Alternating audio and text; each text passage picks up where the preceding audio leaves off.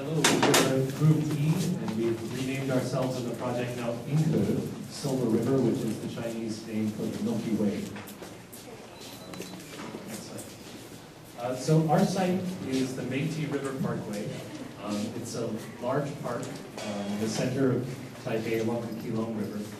And this park is very special because of what happens every summer. Every summer when the typhoons come, the park floods.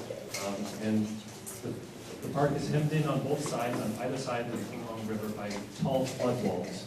Water fills up to the flood walls. And as a result, the park has some special considerations. You aren't allowed to put permanent structures in it, or anything that would float downstream and threaten bridges and that sort of thing. The river was rerouted in order to make space for the city in order to facilitate this flooding. And this rerouting is something which really has created a very unique sort of park. It's a very large park in the middle of a very dense urban area. Although when we were visiting the site, we noticed that it was surprisingly empty, given the high population of everything around. And this emptiness can be very beautiful, the lights shimmering across the river at night.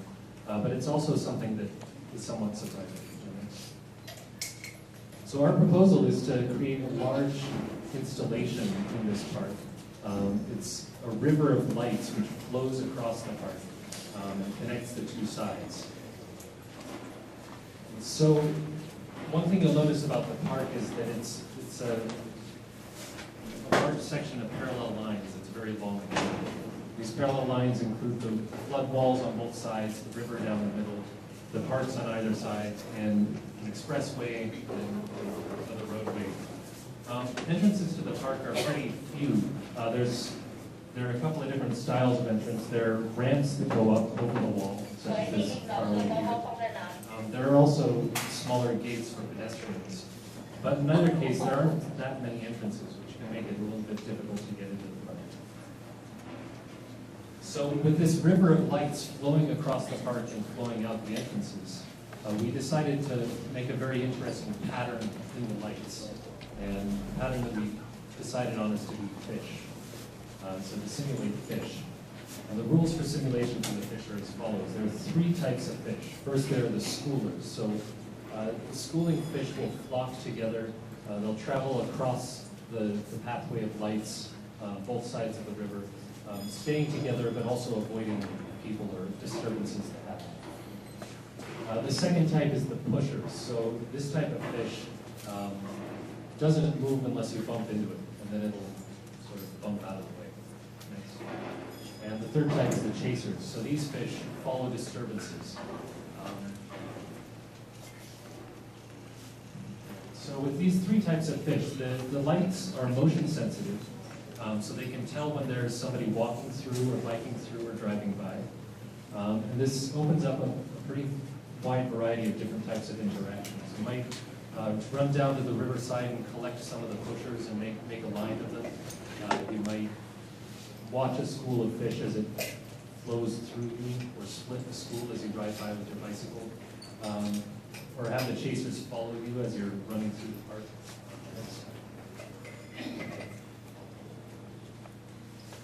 And the cars, since they're traveling at a greater speed, produce a larger disturbance. Likewise, the bikes are a larger disturbance than people would be. So in each of these cases, it creates unique interactions. All right, so now we're going to do a simulation. If anybody has their laptop out, looks like nobody does. Anyway, if you go to this URL, you can try out the simulation while I'm doing it here.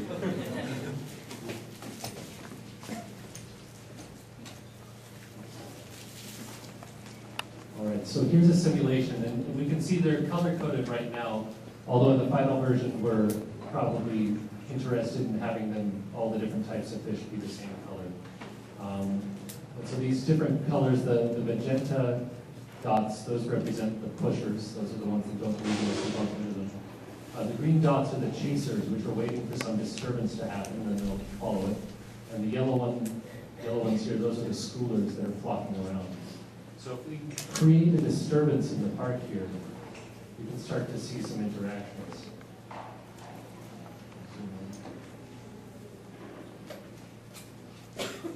So you can see it, by creating this disturbance, I've chased away that little flock of fish and it's gone back into the river. Bump around one of these pushers here. And so if we add a bunch of traffic, so here we have some cars driving by on the roadway.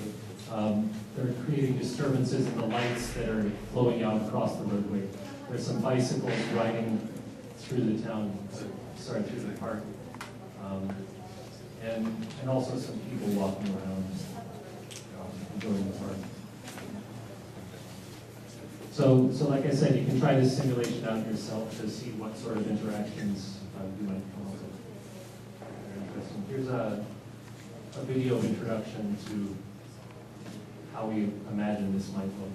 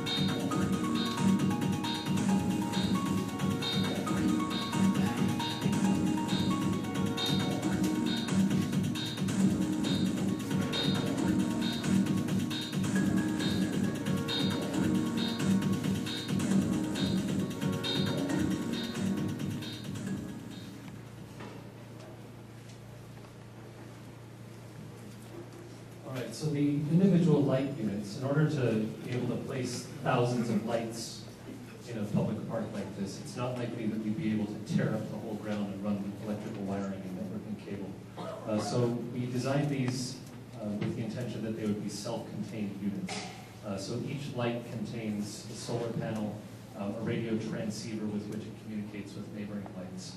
And all of the algorithms that govern the way the fish move around with light patterns move are based purely on the local area, so it doesn't require any long-distance networking between the different units. So they can function with low power radios. The lights are RGB LEDs, which are capable of emitting different colors. And it might be desirable for us to have different colors for things such as showing the disturbance that you create when you wander around and showing individual fish. That's it.